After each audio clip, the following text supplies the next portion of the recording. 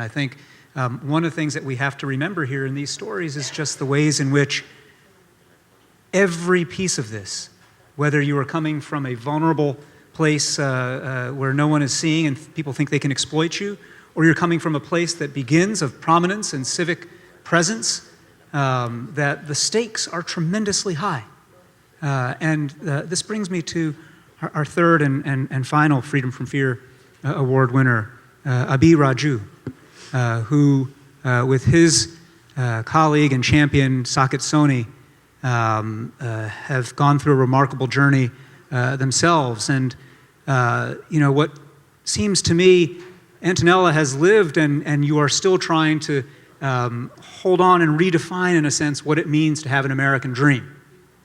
That the American dream is not just for you to have been successful in your community and business and civic, but to actually, even at personal cost, live up to the idea of what America is supposed to be. And Aby, you were drawn here to this country, I imagine, in part by some notion of that dream, some notion of greater promise and opportunity in this country. In 2005, after Hurricane Katrina had devastated the Gulf Coast, a number of large corporations, including one called Signal, won multi-million-dollar contracts to engage in some of the rebuilding work on oil rigs and in other parts of the community. And those companies made a choice of their own in many cases, which was not to hire the people right in those communities, but to go out and seek foreign guest workers who they might be able to get at lower wages and on terms, I suppose, ultimately more favorable to their corporate preferences and power. And it was through that path, Aby, that you were drawn here to the United States. When you got brought here from Dubai, you were born in India, but you'd ended up in Dubai. When you got brought here through Signal, what were you promised as your opportunity to come work here as a guest worker? And then what did you actually experience when you arrived? I'm giving thanks to everybody to having a great moment with you all here. And yeah, I was working in India, and after that I got a job in Gulf country. That time, that's in 2006, one of the main oil field employer called Signal International started recruiting people from India. And they got a recruitment from Gulf country and India same time. And we went to there for their seminar and interviews and trade test and everything. We got it there. And after that, they said they promised us they're going to give us a green card and permanent status with a family here and kids.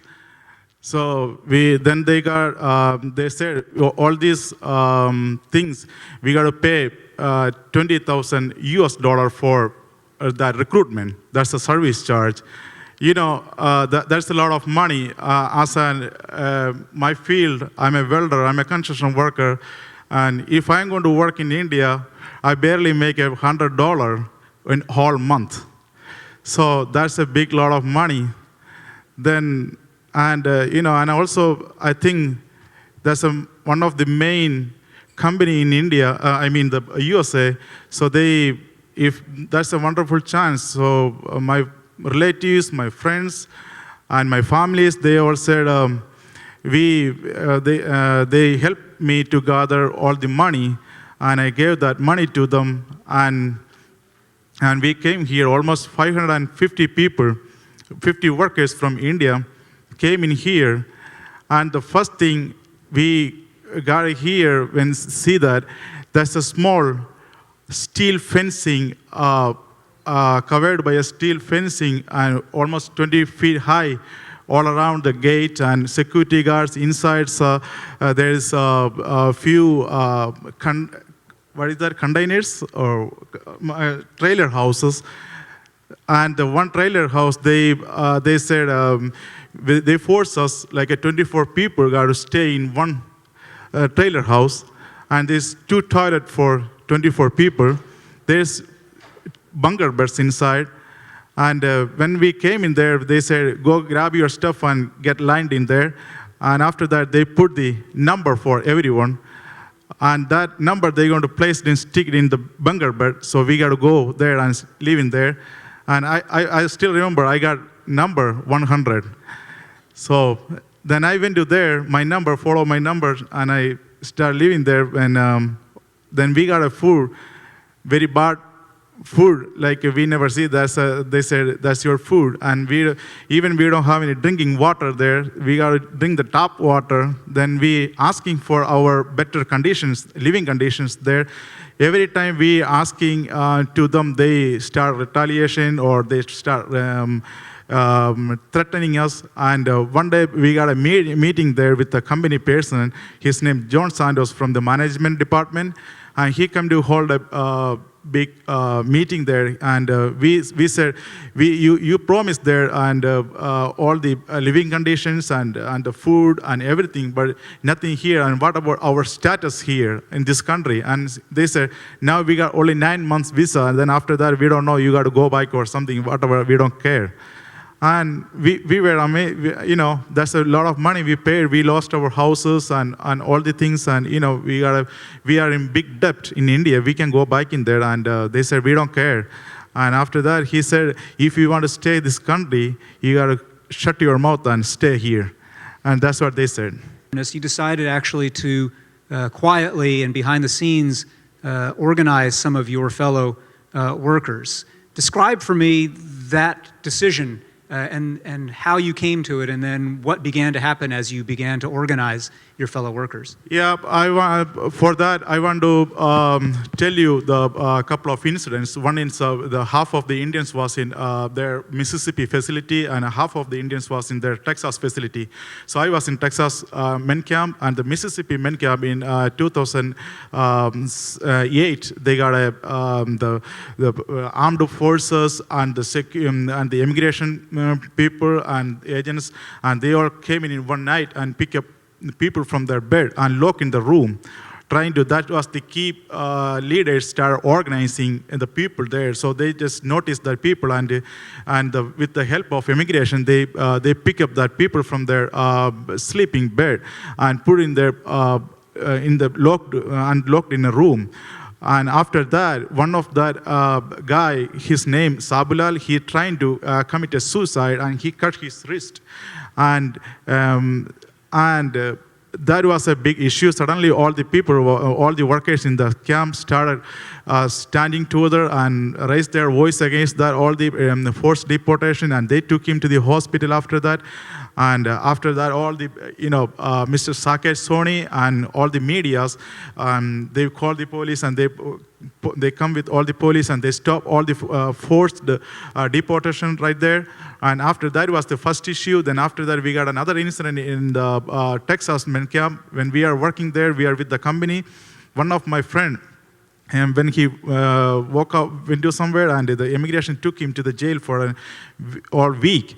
And the company finally get him out from the jail, and they had a meeting, and they said, we are not responsible for anyone. Stay in the camp. Don't go outside. Then we said, why? We are here, legally here. Why we can go outside?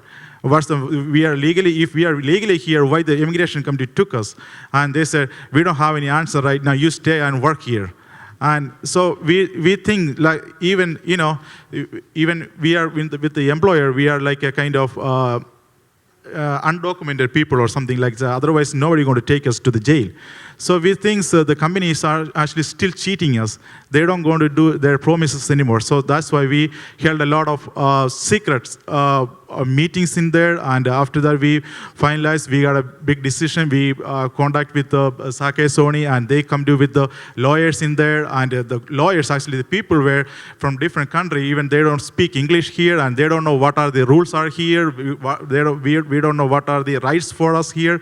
And we were really scared, and the people was really scared to attend the meeting also. And Mr. Saket Soni helped us a lot, and he come to there with the lawyers, and they described to us what are your guest workers, what are the rights you got in this country, and what are the rights for the organizing. So they encourage us to do. Start organizing, and we finally decided to leave the men camp. When you say leave, you essentially mean escape. I mean, this was confined. Yes, that was really escape, because some people was still, even we decided to go outside. Some people was, I still remember, they run out in the midnight. Some people was in the early morning, and they scared because they think the security was around there. They're going to get him. So we escaped from there. I mean, back to what Antonella is saying, this is the United States in the 21st century that this was happening. And Saket Soni, who runs both the National Guest Worker Alliance and the New Orleans Worker Justice Center, Mr. Saket Soni, I'm going to start calling you that from now on. I like that. Is one of the things, as you came to know Aby and his friends and fellow workers and began to advocate for them, one of the things that is most striking to me about this journey and this story is that after that moment when Aby and others decided finally to escape and to leave here, they had a second choice to make at that point, which I think is a very human choice, which is you can choose either path A, which is now every man for himself, right? I'm out of here. I'm going to just make sure I take care of myself. Or path B, I'm going to get involved to make sure that no one else has to suffer through what we've had to suffer through.